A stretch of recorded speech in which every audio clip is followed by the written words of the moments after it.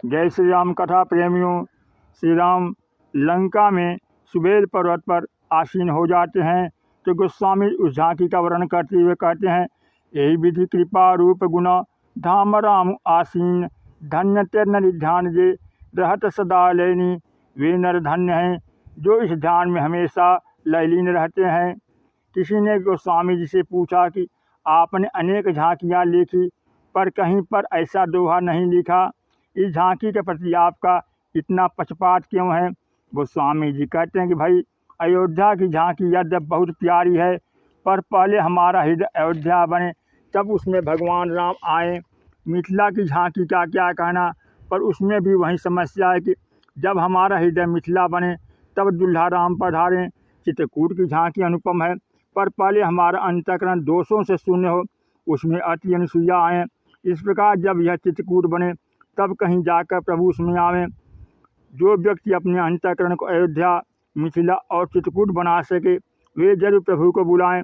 पर जब से मैंने सुना है कि भगवान राम लंका में भी आ जाते हैं, तब से मुझे यह सोचकर बड़ी प्रसन्नता हो रही कि लंका बनानी नहीं है, वह तो बनी बनाई है। इसलिए मैं तो यह जानकर आश्वस्त हो गया कि प्रवृत्ति के नगर में जहाँ मोह, अभिमान तथा काम का साम्राज्य है, वहाँ पर भी ईश्वर आए बिना नहीं रहता, तब मेरे जीवन में भी ईश्वर आए बिना नहीं रहेगा। इस दोहे में नर शब्द का प्रयोग गोस्वामी जी ने मनुष्यों को चुनौती देने के लिए किया, क्योंकि इस झांकी में भगवान चारों ओर वानरों से घिरे बैठे हैं। तुलसीदास जी कहते हैं कि जब वानरों ने पा लिया और फिर भी नर न पा सके तो इससे बढ़कर दुर्भाग्य की बात भला क्या होगी। अवतार की विशेषता भी है कि और यहीं गंगा सागर का संगम है।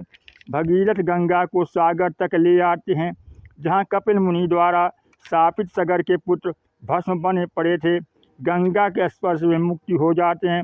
और अगर विचार करके देखें तो ये राक्षस भी शापित ही हैं, क्योंकि शाप के कारण ही तो राक्षस बने हैं। लेकिन भगवान राम के चरित्र की इस यात्रा के द्वारा प्रत्येक जीव धन्य हो जाते हैं। भगवान की कथा उनके अवतरण के बाद भी अगर केवल संस्कृत भाषा में ही रह जाए तब उसे तो वहीं पढ़ और समझ पाएगा जो संस्कृत भाषा को जानता है, जो उसका विद्वान है। पर गोस्वामी जी ने गीरा ग्राम में जो श्री राम जस का वर्णन किया उसका भी तत्व ही है कि भगवान की कथा जन जन को सुलभ हो जाए। इसी कार्य को पूरा करने के लिए नाभादास जी के शब्दों में वाल्मीकि तुलसी भय तो कहते हैं कि गंगा सागर तक तो हम लोग पहुंच गए, लेकिन प्रयाग तो छूट ही गया। इसलिए अब थोड़ी सी प्रयाग की भी चर्चा हो जाए। तीर्थराज प्रयाग में 3 नदियों का संगम होता है। गोस्वामी जी कहते हैं कि श्री राम कथा गंगा ही नहीं बल्कि जमुना भी है, श्री राम कथा सरस्वती भी है। इसलिए वाल्मीकि जी कहते हैं, कथा तुम्हारी सुभग सरी नाना।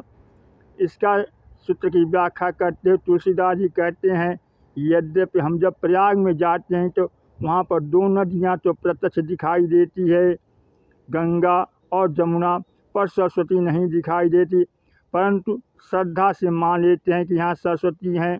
इसी प्रकार राम कथा का एक रूप वह भी है जो सरस्वती के समान है।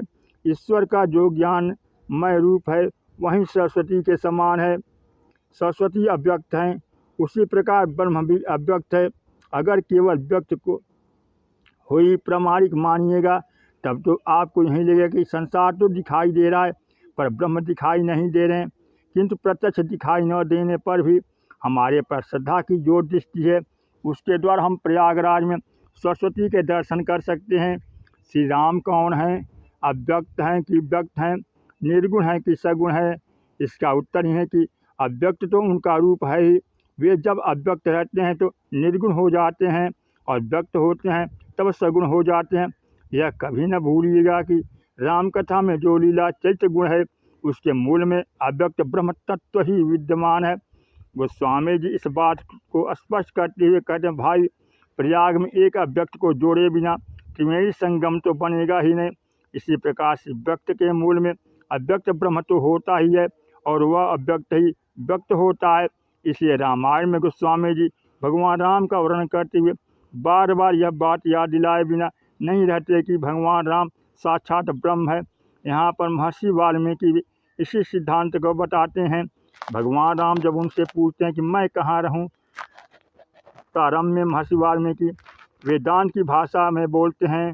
वेदांत में ब्रह्म को दृष्टा माना गया है और महर्षि वाल्मीकि इसी सिद्धांत को दृष्टि रखकर कहते हैं, जग पे खन तुम देखनिहारे, विधि हरि शंभु न चावनिहारे, तेऊ न जान नहीं मरमु तुम्हारा, और तुम्हें को जाननिहारा, सोई जान नहीं जय देहु जनाई, जानत तुम्हें हो जाई।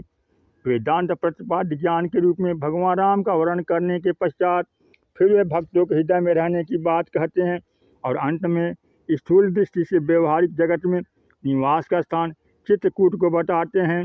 और स्वामी जी का अभिप्राय कि आप आनंद तो व्यक्त कर लीजिए पर अव्यक्त को मत भूलिए। श्री कृष्ण भगवान है कि श्री राम भगवान है कि शंकर जी भगवान है अथवा श्री विष्णु या कच्छप भगवान है या अन्य कोई, तुलसीदास जी सुंदर दृष्टांत देते हुए कहते हैं कि नाटक में जब आप अभिनेता को अभिनय करते हुए देखते हैं, यद्यपि उसी में आनंद है पर नाटक में आनंद लेते हुए अभिनेता के मूल रूप को मत भूलिए। यह बात याद रखिए कि यह तो अभिनेता का अभिनय है, वहीं श्री राम हैं, वहीं कृष्ण हैं और वहीं शंकर है, पर नाटक में रूप अलग अलग हैं। एक बार भक्त बिलमंगल भगवान राम के मंदिर में गए और प्रभु का रूप देखकर बड़े आनंदित हुए। दर्शन करते समय उन्होंने कहा कि अन्य सब तो ठीक है, पर अगर धनुष बाण के स्थान पर वंशी होती तो कितना अच्छा होता। वर्णन आता है कि अगले ही क्षण धनुष बाण हटकर प्रभु के हाथ में वंशी आ गई। दूसरी ओर गोस्वामी जी जब वृंदावन गए तो भगवान श्री कृष्ण के मंदिर में दर्शन करने गए।